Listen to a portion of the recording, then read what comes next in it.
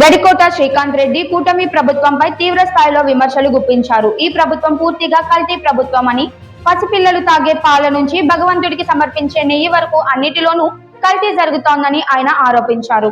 ప్రజల ఆరోగ్యం విశ్వాసాలతో ఆడుకుంటున్న ప్రభుత్వాన్ని ప్రజలు గమనిస్తున్నారని అన్నారు.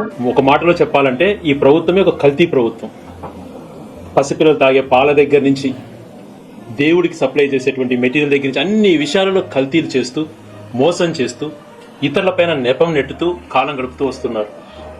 రెడ్ హ్యాండెడ్గా దొరికిపోయారు ఏ రకంగా తిరుమలలో మోసం చేసింది అన్నటువంటిది. వీళ్ళ ప్రచారాలు ఎలాగుంటాయన్నటువంటిది కూడా ఈ మధ్యన ప్రజలు గమనిస్తూ వస్తున్నారు. 20 సంవత్సరాల నుంచి కేవలం ఎన్టీ రామారావు గారిని దింపిన ప్రభుత్వంలోకి వచ్చినప్పటి నుంచి ఈయనకు ప్రజాబలం లేదు అని తెలిసి చంద్రబాబు నాయుడు గారు అప్పటి నుంచి ఒక మేనేజ్డ్ పాలిటిక్స్ లేక్ తీసుకొచ్చాడు. ఆ మేనేజ్డ్ పాలిటిక్స్లో భాగంగా తను ఒక విషయం, ప్రజల్లో విషయం నాటేటువంటిది, దాని విషవృక్షం చేసేటువంటి బాధ్యత తీసుకుంటూ వచ్చాడు. రాజశేఖర రెడ్డి గారు 7 కొండల స్వామి పైన ఉన్నటువంటి గౌరవంతో అది 2 కొండలు ఉండకూడదు, 7 కొండలుగా స్వామికి ఉండాలా అని చెప్పి ఏ రకమైనటువంటి జీవోలు ఇచ్చింది. పవిత్రమైనటువంటి 19 దేవాలయాలలో అన్యమత ప్రచారం జరగకూడదు అనేటువంటిది జీవో కాపీలు ఇచ్చింది. అందరం చూసాం. ఆ జీవో కాపీలు కూడా జగన్మోహన్ రెడ్డి గారు చూపించారు. అయినా జగన్మోహన్ రెడ్డి గారి పైన, రాజశేఖర రెడ్డి పైన దుష్ప్రచారం చేయడం, వాళ్ళు హిందూ వ్యతిరేకంగా మాట్లాడుతుండడం, వాళ్ళు హిందువుల మనోభావాలకు వ్యతిరేకంగా ఉన్నారు అనేటువంటిది ప్రజెంట్ చేయడానికి ప్రయత్నం చేశాడు. విష ప్రచారాన్ని ఆయుధంగా మార్చుకొని రాజకీయాలు చేస్తున్నారని నారా చంద్రబాబు నాయుడుపై శ్రీకాంత్ రెడ్డి తీవ్ర విమర్శలు చేశారు. అసత్యాలు, అపవాదాలు ప్రచారం చేయడం ద్వారా ప్రజల్లో గందరగోళం సృష్టించాలనే ప్రయత్నం జరుగుతుందని ఆయన పేర్కొన్నారు. గతంలో కూడా ఇదే విధానాన్ని అనుసరించి ప్రత్యర్థులపై దుష్ప్రచారం చేశారని ఆరోపించారు.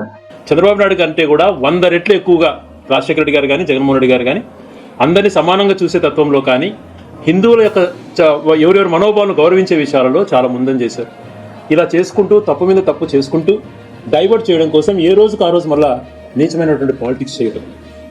జోగి రమేష్ గారి పైన కానీ, అంబటి రాంబాబు గారి ఇంటి పైన కానీ, నల్లపరెడ్డి ప్రసన్న కుమార్ రెడ్డి ఇంటి పైన కానీ ఇలాంటివన్నీ కూడా వీళ్ళు చేసినటువంటి దారుణాలు చూస్తే, దాడులు ఎక్కడైనా 10 నిమిషాల్లో ఉన్న ఒక 100 మందిని 5 నిమిషాల్లో కంట్రోల్ చేస్తుంటారు. దాన్ని పోలీసులే వాళ్ళకి రక్షణగా ఉండి ఇంటిపైకి యాసిడ్లు, బాంబులతో ఈక్వల్ అయినటువంటి, పెట్రోల్ బాంబుతో ఈక్వల్ అయినటువంటి సీసాలన్నీ కూడా ఇసిరేసి ఇంటిని దగ్ధం చేస్తూ ఉంటే కనీస బాధ్యతగా 5 నిమిషాలలో కంట్రోల్ చేస్తుంటే దాన్ని ఎన్కరేజ్ చేస్తూ ఎక్కడికక్కడ ఒక ప్లాన్డ్గా మనుషుని తీసుకురావటం, మళ్ళీ అక్కడంతా చేసిన తర్వాత వాళ్ళని ఒక ప్లేస్కి తీసుకెళ్లి వాళ్ళ వెహికల్స్లో తరలించడం అన్నీ కూడా రికార్డ్ అయి ఉన్నాయి. కానీ చర్యలు ఏమీ లేదు. ఇప్పుడు చెప్పినటువంటి వాళ్ళు, చూసినటువంటి వాళ్ళు ఈరోజు వాళ్ళే మాట్లాడుతున్నారు. రామచంద్ర యాదవ్ గారు ఉదాహరణకి ఆయన ఈరోజు చెప్తున్నారు, వైసీపీ ప్రభుత్వం ఎప్పుడు ఇలా దాడులు ప్రోత్సహించలేదు, బీసీలపైన ఇలా చేయట్లేదు. ఈ ప్రభుత్వం, కూటమి ప్రభుత్వం వచ్చినాక బీసీలని దారుణంగా హింసిస్తున్నారని ఆయన మాటలు చెప్పడం. అదే రకంగా కూటమిలో భాగస్వామైనటువంటి శాసనసభ్యుడిగా ఉన్నటువంటి తిరువురు శాసనసభ్యుడిని ఏ రకంగా అవమానించి, ఏ రకంగా హేళన చేస్తూ, ఒక దళితుడు శాసనసభ్యుడిని చూడకుండా ఏ రకంగా చేస్తున్నారో చూస్తున్నాం. బడుగు బలహీన వర్గాలంటే వాళ్ళకు చాలా చిన్న చదువుకున్న వాళ్ళ దగ్గర నుంచి ప్రతి ఒక్కరు ఈరోజు మాట్లాడుతున్నారు. మాజీ ముఖ్యమంత్రి వైఎస్ రాజశేఖర రెడ్డిపై కూడా ఇలాగే దుష్ప్రచారం చేశారని, ప్రస్తుతం వైఎస్ జగన్మోహన్ రెడ్డిపై అదే తరహా ఆరోపణలు చేస్తున్నారని ఆయన అన్నారు. ప్రజలకు మేలు చేసిన నాయకుల ప్రతిష్టను దెబ్బతీయాలనే ఉద్దేశంతోనే ఈ విధమైన ప్రచారాలు సాగుతున్నాయని విమర్శించారు. ప్రజలు నిజానిజాలు గ్రహించే సామర్థ్యం కలవారని, అసత్య ప్రచారాలను నమ్మరని శ్రీకాంత్ రెడ్డి స్పష్టం చేశారు. కూటమి ప్రభుత్వం తన వైఫల్యాలను దాచిపెట్టేందుకు దుష్ప్రచారాన్ని ఆశ్రయిస్తోందని, అయితే ప్రజల తీర్పు తుదకు నిజాన్ని వెలికి తీస్తుందని ఆయన పేర్కొన్నారు. ప్రజల ఆరోగ్యం, విశ్వాసాలు, భావోద్వేగాలతో ఆటలాడే రాజకీయాలను ప్రజలు సమర్థించరని ఆయన హెచ్చరించారు. ఇంత నీచానికి దిగజారుతాడా? రాజకీయాలలో ఇతర పార్టీని డిఫేమ్ చేయడం కోసం, ప్రజలకు ఇచ్చినటువంటి హామీలు నెరవేర్చకుండా తప్పుదోవ పట్టించేందుకోసం ఇలాగ దేవుణ్ణి కూడా రోడ్డుపైకి తెస్తారా అని చెప్పి ప్రతి ఒక్కరు బాధపడుతున్నారు. అది చూస్తే ఆ కల్తీని సప్లై చేసిన ఎవరు అనంటే లాస్ట్ 2014 నుంచి 19 వరకు Indapur dairy manufactured by Heritage. అప్పుడు ఇచ్చినటువంటి రేటు కాకుండా వాళ్ళకి ఇచ్చినాక రేటు పెంచి ఇవ్వడం. ఇప్పుడు మరీ అటువంటి కంపెనీకే 600 రూపాయలకు పైగా చేసి మళ్ళీ ఇందాపూర్ డైరీకి ఇచ్చేసి దొరికిన తర్వాత రోజు రాత్రికి మ్యానుఫ్యాక్చరింగ్ యూనిట్ కాస్త కో మ్యానుఫ్యాక్చరింగ్ యూనిట్ గా మార్చేసినటువంటి చర్యలు పాల్పడుతున్నారంటే ఏమన్నా? వెంకటేశ్వర స్వామి విషయంలో అనవసరంగా గెలుక్కొని గతంలో చంద్రబాబు నాయుడు గారు ఉన్నప్పుడే వేకాల మంటపం అన్నటువంటిది జియంగర్లు కానీ పెద్దలంతా సూచించారు, అయ్యా దాన్ని తొందరపడి తీసేయద్దు అని చెప్పి. ఆ రోజు ఉన్న పలంగా అగౌరవపరుస్తూ చేశాడు. ఏ రోజు కూడా ఆయన ఒక్క మంచి కార్యక్రమం తిరుమలలో చేపట్టలేదు. ఈరోజు జగన్మోహన్ రెడ్డి గారు చెప్పిన కార్యక్రమాలు అన్ని కూడా చిరస్థాయి గుర్తుంటాయి. రాజశేఖర్ గారు చేశాడు.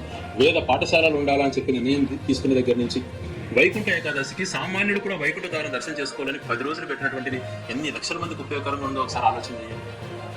నవనీత సేవ అని చెప్పి వెన్నతో స్వామి చేసేటువంటి సేవను పవిత్రత ఉండాలా అని చెప్పి న్యాచురల్ గా అంటే ఆవుని నెయ్యిని ఎట్లా తయారు చేయాలి, కట్టెల పోత కాల్చి దాన్ని పేరు పెట్టి ఎలా స్వచ్ఛమైనటువంటి నెయ్యి ఎలా ఉండాలని చెప్పి ఆ సేవని చేసే దగ్గర నుంచి ఏ అంశం పైన కూడా దేవుడికి మంచి అయినటువంటి అంశాలలో అనేక మంచి నిర్ణయాలు తీసుకున్నా ఈయన ఏది అటువంటి చేయకుండా అక్కడ నియమించినటువంటి వ్యక్తులు అలాగే ఉన్నారు. ఆ వ్యవస్థని దిగజార్చుకుంటూ పోవడం వల్ల ఈరోజు ప్రజలంతా కూడా బాధపడుతున్నారు. ఎస్పెషల్ నెయ్యి లడ్డు విషయంలో జంతు కొవ్వు కలిసిందని మాట్లాడారు. అది ఏది వాస్తవాలు తెలుసుకోకుండా పవన్ కళ్యాణ్ గారు పరిగెత్తుకుంటా పోయి నేను సనాతన ధర్మము ఐఎమ్ అన్అపోలోజెటిక్ సనాతని అని ఏదేదో మాట్లాడాడు సార్ ఊపి. ఈరోజు సుప్రీంకోర్టు నియమించిన కమిటీనే దాంట్లో జంతుకోవు లేదని తెలియచేసినా కూడా మళ్ళా ఫెనాయిల్ ఉంది, బాత్రూమ్ క్లీనింగ్ ఉంది, ఏదేదో చెప్పి దాన్ని కించపరుస్తున్నటువంటి ఈ రోజు వాళ్ళు చేసినటువంటి తప్పులు ఒకటి బయటపడితే దేవుడు శిక్ష విధిస్తున్నారు.